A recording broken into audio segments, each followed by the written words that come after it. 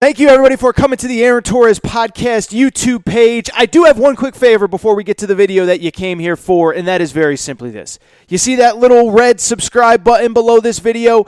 Go ahead, smash that subscribe button.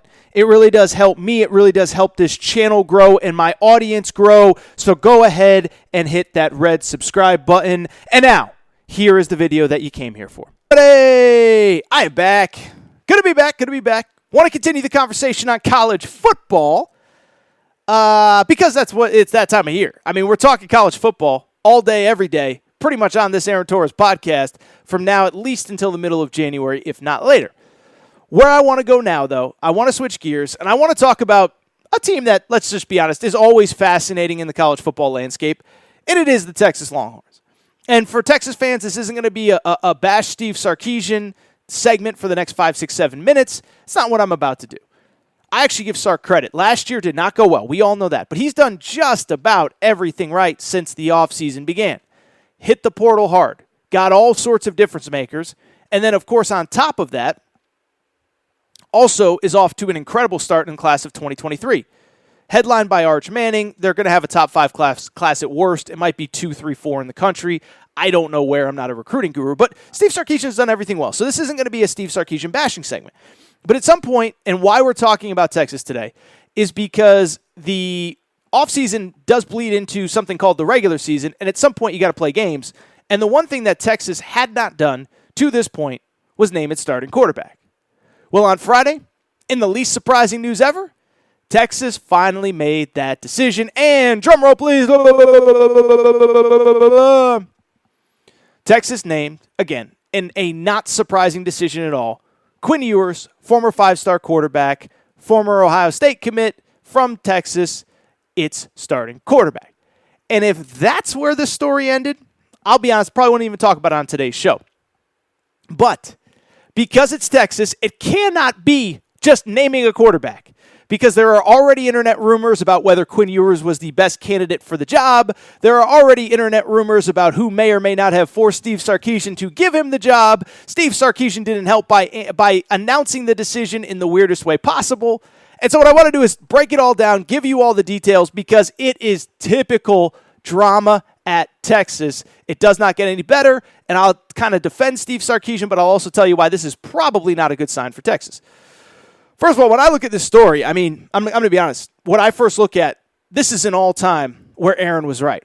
If you remember, quick backstory on Quinn Ewers, I just told you, was the number 1 high school quarterback in the class of 2022, committed to Texas, then decommitted towards the end of the Tom Herman era, ends up committing to Ohio State, and last summer announces right before the season that he's going to Ohio State because there are NIL opportunities that he just cannot pass up. And I don't really blame him. You know, if he thought that there were 7 figures on the table, high school players in Texas can't make NIL money, and Quinn Ewers went to Ohio State. Didn't really play, ends up transferring, but where Aaron was right was the day he entered the transfer portal, I said, oh, he's going to Texas and he's going to be the starter week 1. And people were like, no, it's an open recruit. No. All I can tell you is I've been covering college sports for years, and there are times where you can read the tea leaves, and there are times where you know stuff is done way before it officially ever happens.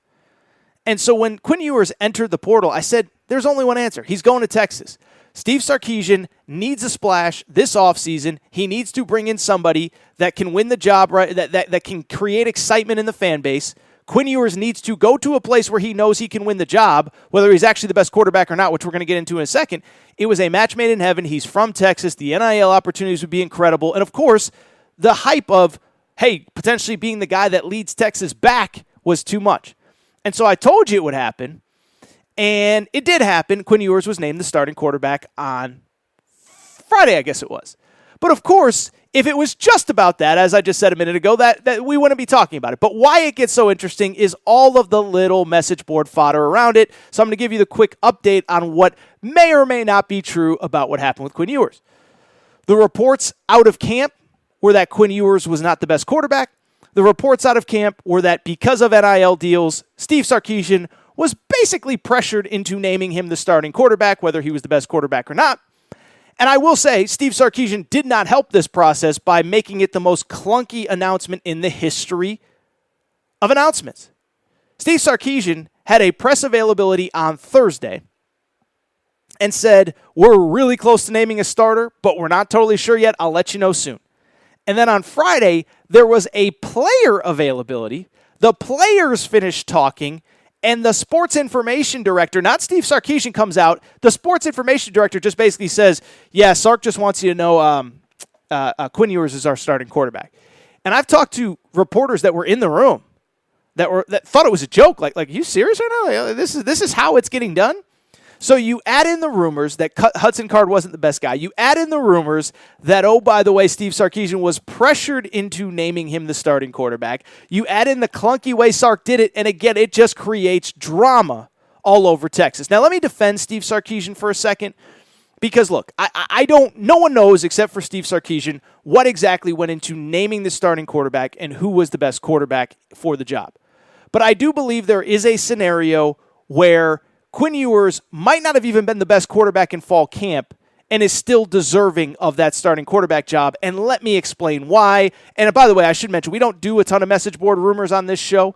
I try to stick to facts. So let me try to focus on the facts, not what some guy that knows a guy that knows a guy is saying on a Texas A&M message board or an Oklahoma message board.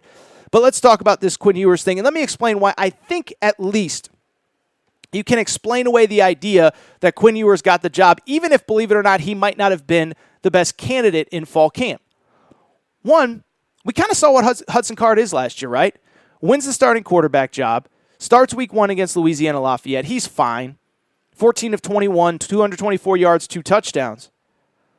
But then in week 2, he went to Arkansas, and Texas got steamrolled. He was terrible, and he got benched. 8 of 15 passing, 61 yards. That's 53% completion percentage, by the way. Not a very good average yards per completion. 0 touchdowns. And he got replaced by Casey Thompson. He was better. So it's not as though this is the first fall camp where he has been pretty good, and it didn't translate into the field last year.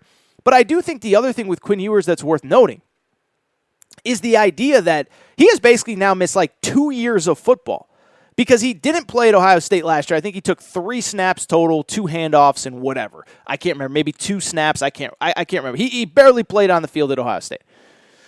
So he didn't play last year. But it is worth noting for people who don't follow high school football religiously, and, everyone's got jobs and stuff. I don't know, why you would. But, his junior year for Quinn Ewers, he was pretty hurt for most of that season. Now, he came back, he put up pretty good stats, but it's really been 3 full years now since he last was a quarterback, like, for an extreme period of time, like for a full season. And so where I could see the scenario where Steve Sarkisian says, we're giving him this job and there's no weird booster interference or anything like that, I could see the scenario where Steve Sarkisian just says a couple things. I know what Hudson Card is. I know what he isn't. And it's no disrespect to the kid, but I just don't believe that his upside is what Quinn Ewers is. I also don't believe that his upside is what Quinn Ewers could be 2 months from now. And for Steve Sarkisian, I'll say this. No one is judging Texas on their Alabama game in week 2. Like nobody, I've talked to Texas fans that are like, oh, we're going to get killed. We're going to get destroyed. So nobody's judging Texas on what happens against Alabama.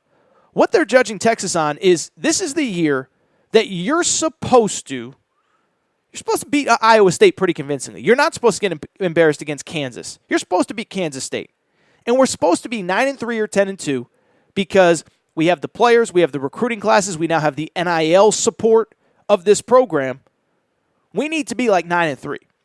And so that's where it gets interesting for me if you're Steve Sarkisian. Now, I think he could have handled it better, but isn't that a scenario that makes sense where he says, look, it's not about whether Quinn Ewers is ready tomorrow.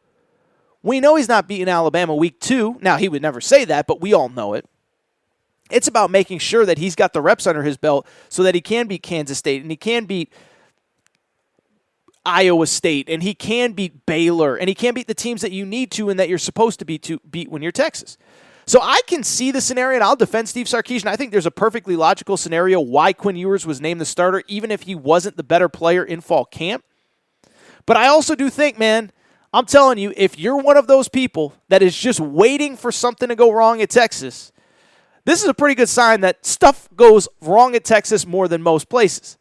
I mean, again, I talked about it, I think, maybe last week on the show. I can't even remember.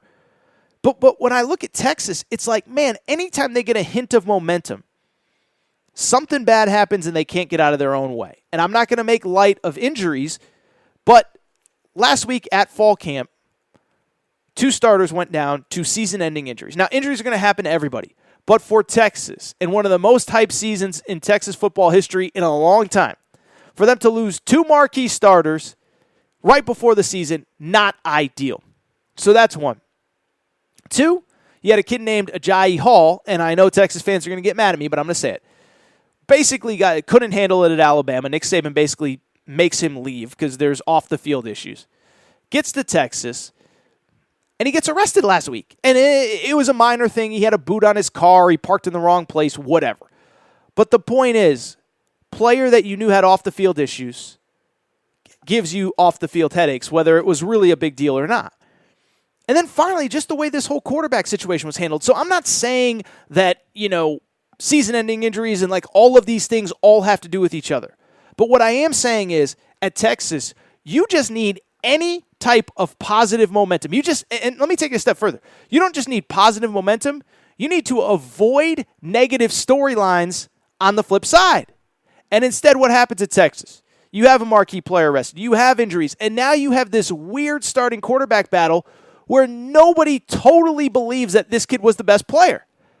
Steve Sarkisian presents it in a weird way. The media isn't allowed to ask questions. He says the day before, we're close, but we're not there yet. Well, what happened over one day that made you change your mind, and why couldn't you come to the media and say it? So, again, this isn't a belittle Steve Sarkisian segment, but man, oh man, like I said, if you're one of those people that believes that everything that could go wrong always does go wrong at Texas, this is just feeding into the fodder, and I'll be honest, it's just one weird storyline after another at Texas. And in a year where Oklahoma's going through a coaching change, basically a regime change for the first time in forever, in a year where Baylor lost a ton off their Big 12 title team, in a year where Oklahoma State lost a ton off in a 12-win team a year ago that won the Fiesta Bowl. My goodness, Texas. You can't even name a starting quarterback without creating drama.